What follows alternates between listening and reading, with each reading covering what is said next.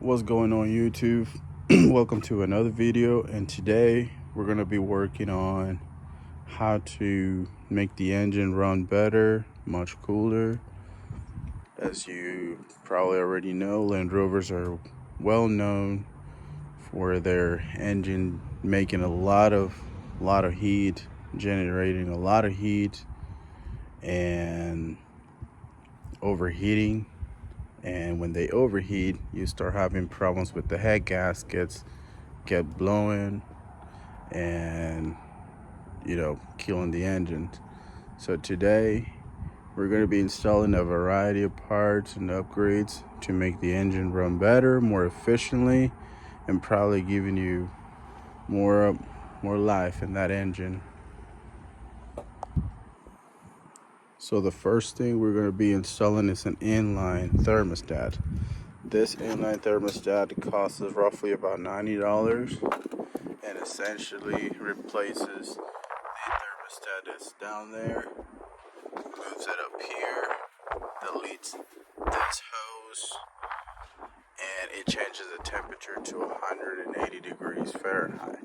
It is recommended for all models. Mine is a 99 Discovery II. So go to the page and just look at your options. When you get the kit, it's gonna look like this, and right off the bat, you're gonna get your thermostat, and these gaskets are made out of paper.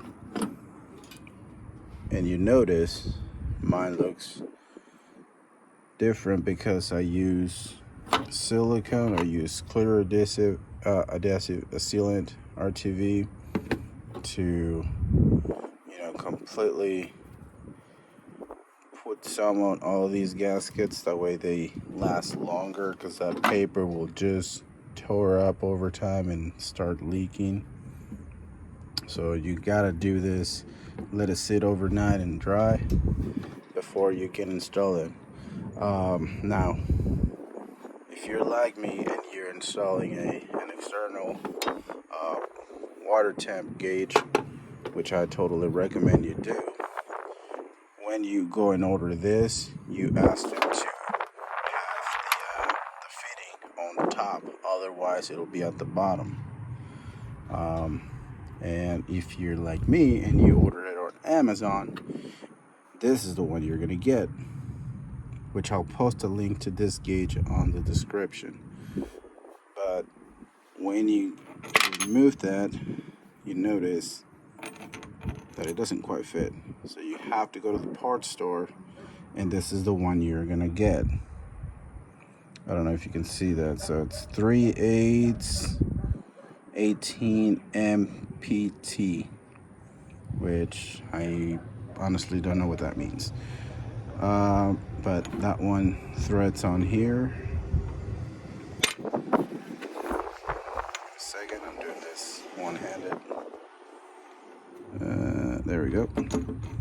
That one will thread on there, which then you can put your temperature sensor.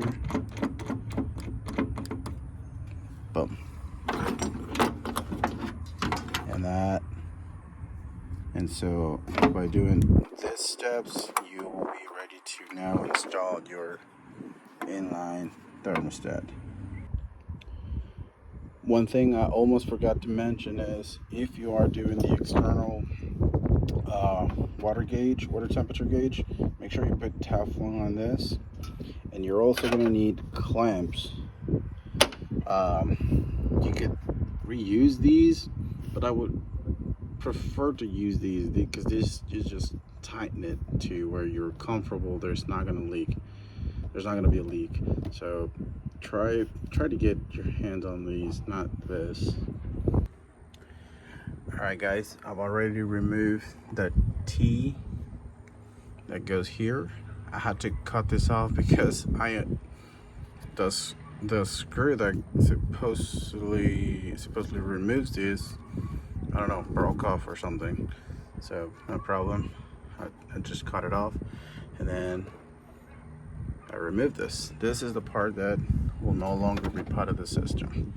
There you can see my thermostat, the factory one. We're also going to take that out. We're going to drain a little bit off of there. I already got a bucket underneath to catch as much, not make a huge mess.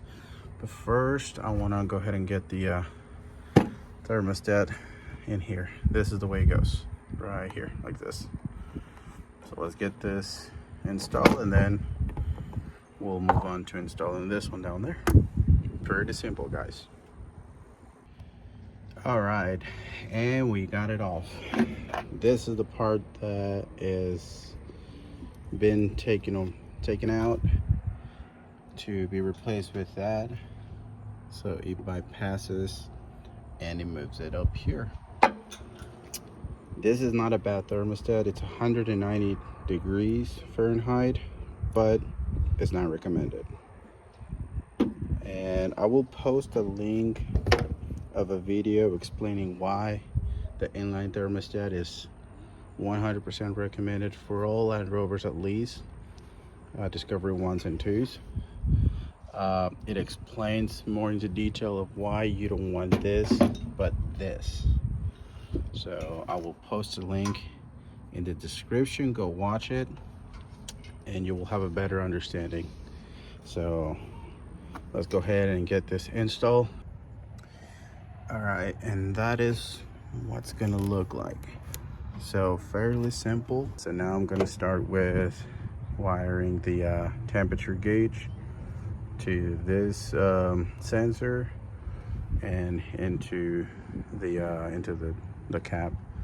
So, but this is the inline thermostat installation already finished, and it doesn't rub the belt right there. It clears it. All right, guys, finally got everything wired, and for the gauges, for the water temperature and the volts, the only one that I won't be able to wire is the oil pressure, and that is because I need the sandwich plate that goes on the engine, sandwich plate, and then your oil filter in order to mount the temperature sensor or the oil pressure sensor to install this. So unfortunately I ordered the wrong gauge. This one reads in Celsius, so watch out when you go on and order your gauges. There's this company, Dino Racing. I don't know if you can see the brand in there. Dino Racing sells the two different gauges, Celsius and Fahrenheit, so I'm gonna have to order a new one that reads Fahrenheit. And then the sandwich plate for the oil pressure, and then the voltage gauge reads perfectly fine. So there. And while I did this, I was able to get power to this so that the lights come on when the ignition's on, and not staying on like all the time, because initially I had to wire directly to the battery. So all that is fixed. About 13.3, I guess that's normal. All right, so the next upgrade we're gonna do to make this Land Rover happier is install this modification that not a lot of people are into it, but they should, and that is hood louvers. So I bought these hood louvers. The ad on Amazon says they're for an XJG, but hood louvers are pretty much universal, because you only gotta drill out the hole for these to breathe out. And you know, Land Rovers are well known to generate a lot of heat in these under this hood, so it'll be good to have airflow through here and out that way. So you can see here that I already got marked up where I'm gonna do the cutouts. I'm drilling holes on each corner, and then I'll pull the grinder and cut this straight line and install those. I'm thinking about leaving these flat aluminum What do y'all think? I think that's gonna look pretty cool if I just leave these unpainted. These won't rust because this is, again, aluminum. But let me know what you guys think. And there it is. 2 perfectly cut hood louvers, and these will get bolted on there. So let's do that right now, clean everything up. And we're gonna have to drill a hole somewhere around here for the little spray thing for the windshield. Almost forgot about that. So let's first get these mounted on the body and clean all of this debris. And here's the first one done. I used RTB on every single one of these little bolts, and these are self-tapping bolts. There's kind of a square bit head, whatever it's called. This one, and you literally just drill a small hole. I put a bit of RTB on the screw and screw it on, and pretty simple. Now this one's done. Let's get the other side finished. And there it is, guys. Hood louvers installed on the Land Rover, and I think I've decided to leave them unpainted, just aluminum look, because it kind of matches with the Land Rover letters there, kind of a silver looking. Let me know what you guys think. And so with this modification, let's move on to the third and last modification to make this Land Rover happy. Well, before that, I'm gonna clean all of this up, and I'm gonna drill the hole for the windshield thing. Okay, and the third and last modification that we're gonna do for the Land Rover today is a snorkel. It is a Chinese knockoff. Really, I don't see the point of buying a brand snorkel. It'll do just about the same thing as this does. Only thing you're doing is buying a brand snorkel and bragging that you can afford expensive stuff. I can't, so I went with I think it's I ordered it on eBay or Amazon, I can't remember. I think it's eBay. For about 80 or 90 bucks, and so we're gonna put that on there. Now I just want to explain a little bit about what the snorkel really does, because a lot of people seem to be confused and think that because you have a snorkel in your truck that you're gonna go submarine mode. No, that is not why we put snorkels on trucks. In my opinion, they're a good reason to put a snorkel on your truck, especially if you're gonna, take your truck off-roading or overlanding or whatever you're doing, is to help the engine breathe better, cleaner, and cooler air.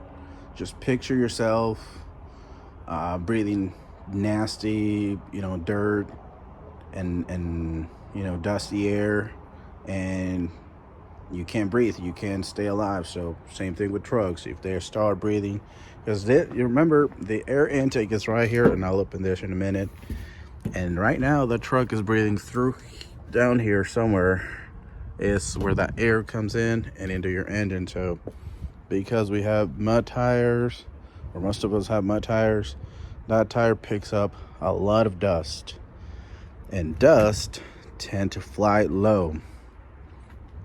You don't see it, but the air does pick all of that up, and even though it gets filtered through your air filter, it's still dirty and hot air that your engine does not need. And so by doing this modification, what you're gonna end up doing is moving your air intake breathing from down below here by the tire, to up here, where the air is a lot cooler, cleaner, and better for your engine. That is the purpose of this snorkel, and that is why we're putting it. Does it allow you to go through deep holes and deep mud? Yes, it will. That to me is a plus. It wouldn't be the main reason why we're putting it. So that is why we put snorkels.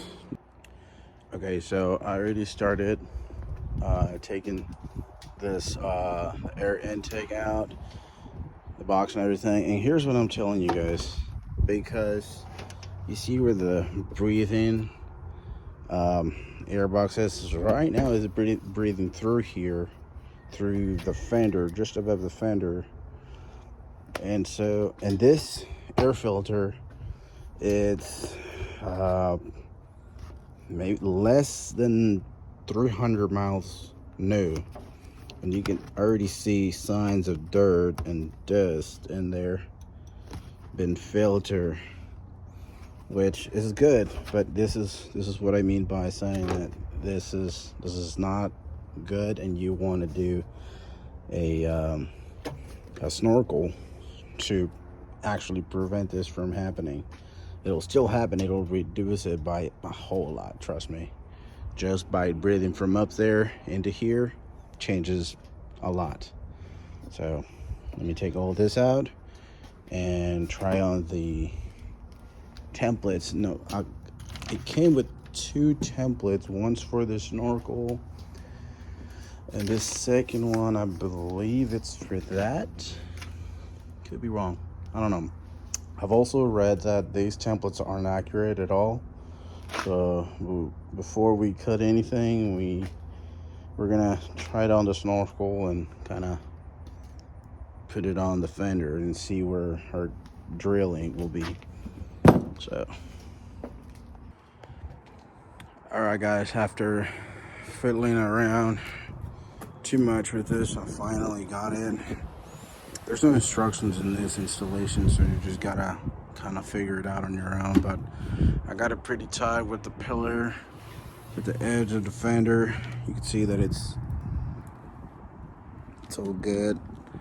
I try not to use these because you gotta like hold it with an Allen key on one side, and then at the same time with a wrench, and then kind of tighten it at the same time holding this bolt, because it's got no head, so it's just like the shank. Instead of just use regular bolts, you could see one there, little one there, and I got it pretty dang tight, so that's not going anywhere. And up here on the pillar, instead of using the rivets, I use self-tapping screws. Silicone's still kind of wet, but that is also not going anywhere. Once it dries, it'll be good. So now it's back to this. So I had to cut this open. I think that was the second template for, so I'm still messing with this. Again, no instructions, so that makes it a little harder to understand it. And you could see that it actually is installed in a kind of in a tilt, not necessarily follows the fender flat, but I saw pictures, and that is the way it should look. Because if I could tilt this a little more and to follow that, but then this won't match that angle, so you got to think about that. It's got to line up with the hole for the air box, and at the same time match the A pillar. So it's kind of hard to figure that out, especially with the template they provided, but I kind of got it there to match. So it's just a matter of putting this together, and then we should be done. So let's get that done. Okay, so I'm not exactly sure how this is supposed to go, but this is what I come up with.